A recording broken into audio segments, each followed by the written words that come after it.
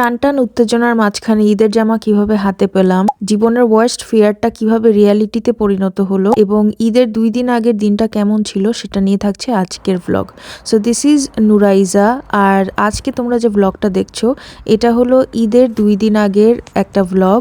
So ঈদের 2 দিন আজিন আমার এটা হলো গিয়ে এক্সামের আগে লাস্ট ক্লাস। সো এই ক্লাসটায় তো যাওয়া ম্যান্ডেটরি, সো এটা তো যেতেই হইতো। আর এখানে আমি আমার ক্লাসে যাচ্ছিলাম, এটা একটা গ্রেভইয়ার্ডের মাঝখান দিয়ে যেতে হয়। আর এই ক্লাসটায় গিয়ে ভালোই হয়েছে, বিকজ এই ক্লাসে না গেলে আমি একটা মজার ইভেন্ট মিস করে ফেলতাম।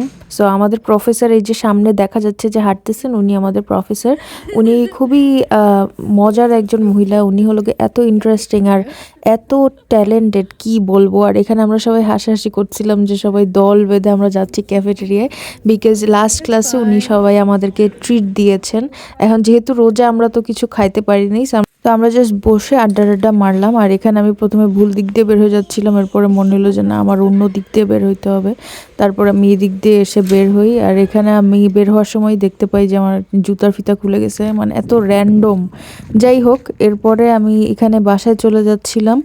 আর এই গ্রেভইয়ার্ডের মধ্যে দিয়ে আমার যাইতে ভালোই লাগে, এটা মানে একটা ভালো হাঁটা হয়ে যায়, এত বড় এরিয়া নিয়ে পুরো জিনিসটা। এই গ্রেভইয়ার্ডটা কিন্তু আমাদের ক্যাম্পাসের মাঝখানেই। সো এখানে I was just waiting for my bus.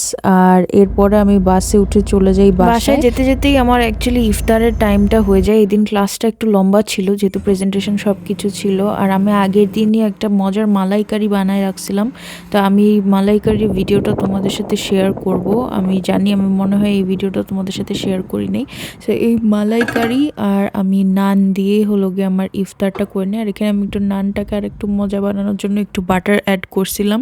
আর এখানে তোমরা আমার রিয়াকশন দেখলে বুঝতেই পারবা আমার রান্না অনেক বেশি মজা হয়েছে। আমি নিজেই নিজের রান্নার এত বড় ফ্যান যে আমি কি বলবো। সো এখানে আমি হঠাৎ করে তারপরে শুনি যে আমার ফ্রেন্ড আসতেছে। ও অ্যাকচুয়ালি হঠাৎ না, আমি অ্যাকচুয়ালি ভুলে গেছিলাম এই ক্লাসের প্রেশারে যে ওর ওই দিনই আসার কথা।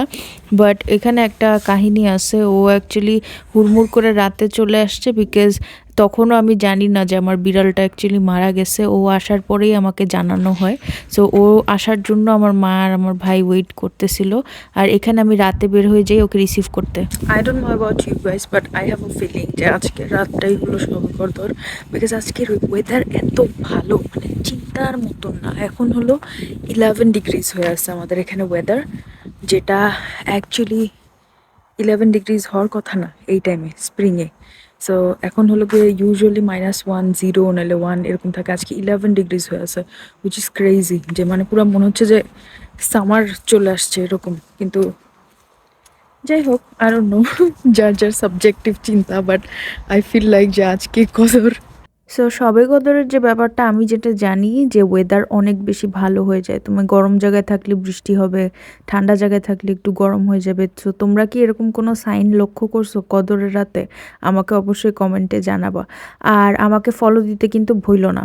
সো এখানে আমি বাজতেছে রাত 11:45 কি 12টা। আমি আমার ফ্রেন্ডকে রিসিভ করতে যাচ্ছিলাম। ও অ্যাকচুয়ালি চলেই আসছে কাছে স্টেশন পর্যন্ত। সো এখানে আমি জাস্ট ওকে পিক আপ করতে যাচ্ছিলাম আর চিন্তা করছিলাম যে একটু পাশের দোকান থেকে কিছু একটা নিয়ে নিব ওকে সহ। আর এই যে আসছে ও, এই জিনিসটা ভাবতে ভালোই লাগে যে আমরা একটা টাইমে স্বপ্ন দেখছিলাম যে আমরা একসাথে বিদেশে যাব, পড়ালেখা করব, আর আমরা অ্যাকচুয়ালি এই টাইমটাই পার করতেছি এখন। সো শুকুর আলহামদুলিল্লাহ ফর দ্যাট। সো আমাকে এসেই বলে ওর কালকে সকালেই আবার স্টকহোম যাইতে হবে একটা কাজে। আমি বললাম কি না, আমি এখন বলতে পারবো না। বল না, বল আমি এখন বলবো না। কি আনছস কি আনছ না, ল্যাপটপের চার্জার আছে, ল্যাপটপ আনি না। মানুষ চার্জার আনতে ভুলে যায়, কিন্তু একটা মানুষকে এই প্রথম দেখলাম যে ল্যাপটপের চার্জার আনছে, ল্যাপটপই আনতে ভুলে গেছে। তো যাই হোক, এরপর আমরা রুমে চলে গেলাম। আর রুমে যাওয়ার পরে এরপরে সারা রাত কান্নাকাটি, বিকজ আমি জানতে পারছি আমার বিড়াল মারা গেছে।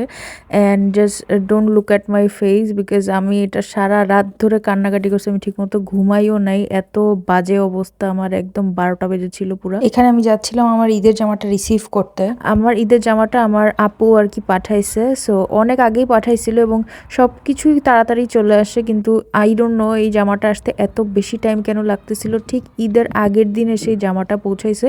আমরা ধরেই রাখছিলাম যে ঈদের জামাটা আসবে না সময় মতন, কিন্তু ঠিক ঈদের আগের দিন, এই যে এটা হলো গিয়ে বেলা 2টা বাজতেছে, এই টাইমে হলো গিয়ে জামাটা চলে আসে।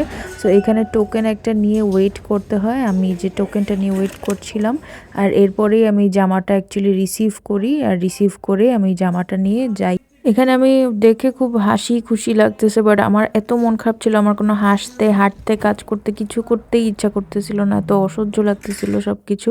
বিকজ এটাই আমার ওয়ার্স্ট ফিয়ার ছিল যে আমি বিদেশে আসবো আর আমি জানি না আমার এরকম বিড়ালগুলো, আমি জাস্ট দোয়া করতাম যে আমার বিড়ালগুলো যেন সুস্থ থাকে যে কোনো মূল্যে। বাট ও এত অসুস্থ হয়ে গেছিলো, এটা আসলে কিছু করারই ছিল না, যেটা লেখা ছিল ওইটাই হওয়ার, তো ওইটাই হয়েছে। আর এখানে আমি একটু, যেহেতু লাস্ট ইফতার, আমি ইফতারেও একটু নান সবাই খাবে, আমি আমার ফ্রেন্ড আর আমার ওই আরেক বান্ধবী, তিনজন মিলে আমরা যেহেতু ইফতার করবো এই জন্য একটু 2টা নান নিয়ে নিই এখানে। নেক্সট ভিডিওতে থাকবে আমি আমার বিদেশে এই প্রথম ঈদটা একা একা কিভাবে কাটালাম। আর আমি অ্যাকচুয়ালি মনে করেছিলাম যে আমার ঈদে একাই থাকতে হবে, বাট আমার বান্ধবী আসায় আমি অ্যাকচুয়ালি ঈদে ভালোই মজা করেছি বলতে আমার মনটা যেহেতু অলরেডি খারাপ ছিল, so it was slightly better যেহেতু ও ছিল। সো দেখা হচ্ছে নেক্সট ভ্লগে। See on the next vlog, by.